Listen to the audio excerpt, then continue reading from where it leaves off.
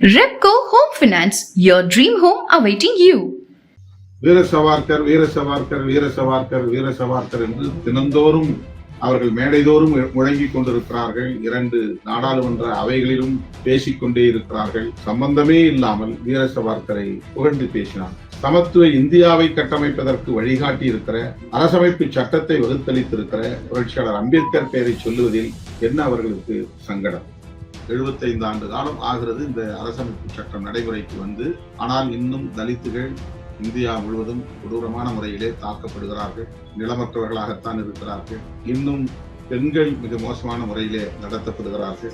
நாட்டை விட மத நம்பிக்கைகளே மேலானது என்பவர்களின் கைகளில் இந்த நாடு சிக்கிக் கொண்டால் நாடு இன்னொரு சுதந்திரத்திற்காக போராட வேண்டியிருக்கும்.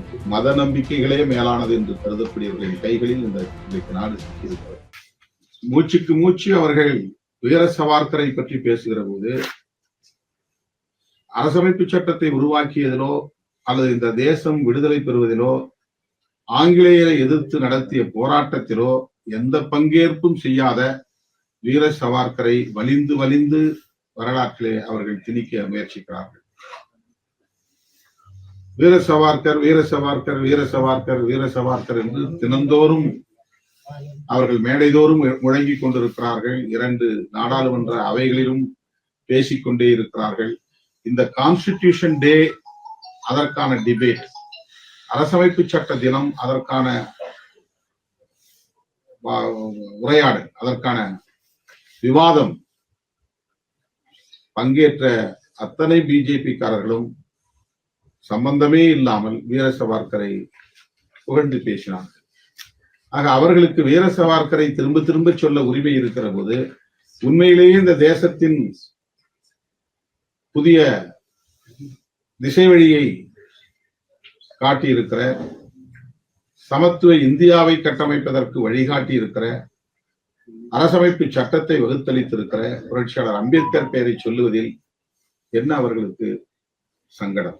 ஏன் வயிற்றெரிச்சல் படுகிறார்கள்? இதுதான் இன்றைக்கு உள்ள கேள்வி. எனவே காங்கிரஸ் முன்வைத்திருக்கிற கோரிக்கை நியாயம் இருக்கிறது.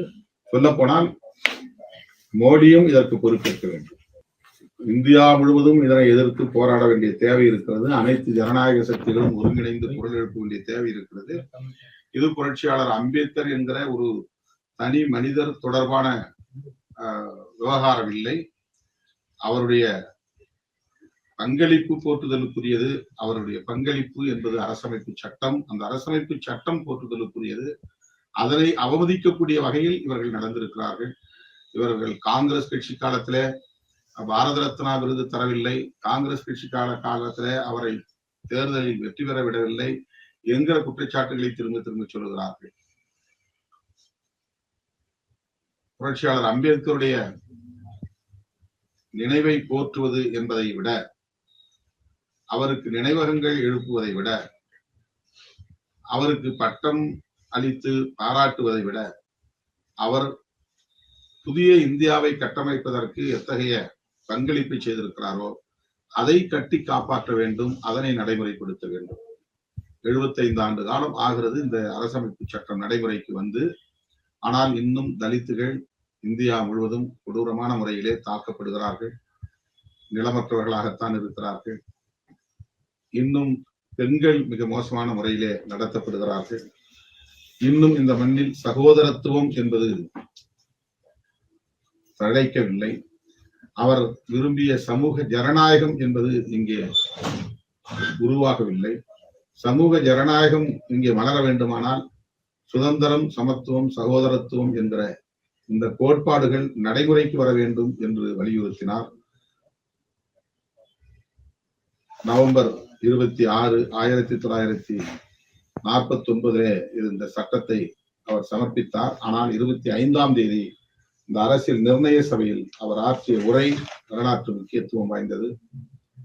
இந்த நாட்டை விட மத நம்பிக்கை மேலானதா, மதத்தை விட நாடு மேலானதா என்ற கேள்வியை அன்றைக்கே அவர் எழுப்பியிருக்கிறார். நாட்டை விட மத நம்பிக்கைகளே மேலானது என்பவர்களின் கைகளில் இந்த நாடு சிக்கிக் கொண்டால் நாடு இன்னொரு சுதந்திரத்திற்காக போராட வேண்டியிருக்கும் என்ற வருத்தத்தை வெளிப்படுத்தினார். அவருடைய தீர்க்க தரிசனம் இன்றைக்கு உண்மையாயிருக்கிறது. மத நம்பிக்கைகளே மேலானது என்று கருதக்கூடியவர்களின் கைகளில் இன்றைக்கு நாடு சிக்கியிருக்கிறது. இந்த நாட்டை மீண்டும் மீட்க வேண்டிய பொறுப்பு ஜனநாயக சக்திகளுக்கு இருக்கிறது என்பதை விடுதலை சிறுத்தைகள் கட்சி சுட்டிக்காட்ட விரும்புகிறது. Repco Home Finance, your dream home awaiting you. மின்னம்பலம்.com தமிழின் முதல் மொபைல் பத்திரிகை.